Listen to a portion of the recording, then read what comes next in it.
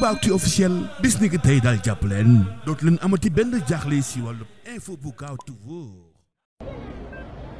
balaa may xam ni sax lii dañ koy organiser semaine ba laa wax secrétaire général du gouvernement ne ko conseil des ministres bëri di ñëw sama biir communication nag ma ci dugalal benn élément ci li ñuy wax la mendicité publique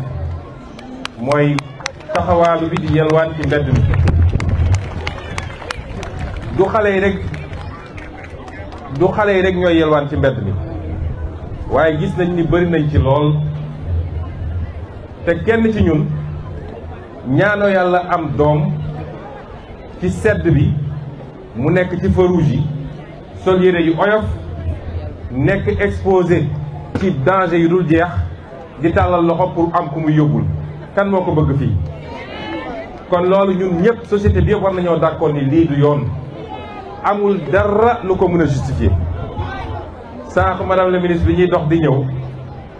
daf ma ne léegi sax gars yi dañ ko amélioré ba léegi dafa am ay code QR boo xam ne kuy joxe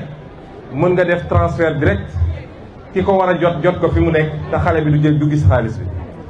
kon loolu mooy la professionnalisation de la mendicité des enfants loolu c'est inacceptable au Sénégal te dinañ ci jóg parce que li ñu yéene doom yi ñu jur moom la ñu war a yéene doomu keneen. wax ngeen lu jëm ci daara yi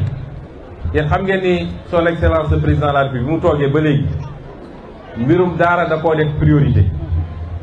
parce que mbirum daara buñ ko jël rek yemale ko ci aspect diine yi naam cëslaay bi diine la.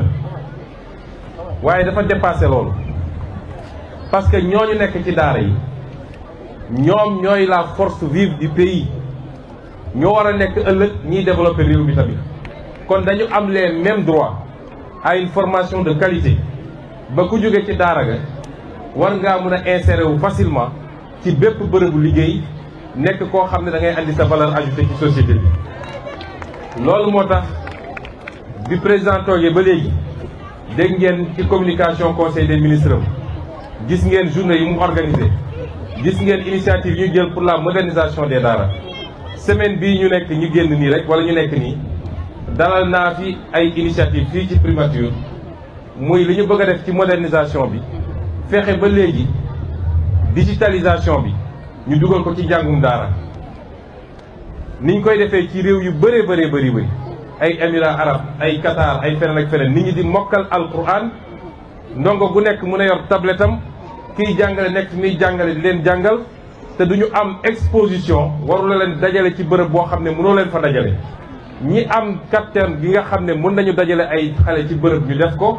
ku ko amul nga bañ a dugg ci loolu mais ñu yeneen mooy yoo xam ne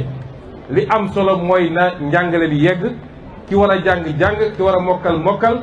loolu moo ci am solo. te danger du am ci xale bi kon loolu ci suñuy programme yu ëpp solo yoo xam ne ñu ngi ciy liggéey suba ak ngoon guddeeg bëccëg